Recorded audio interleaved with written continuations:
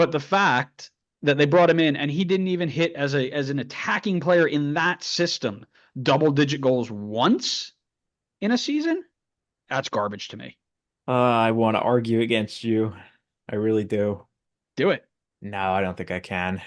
I don't think I can. I mean, I still remember how much hype there was around this guy when he first came in. It was insane.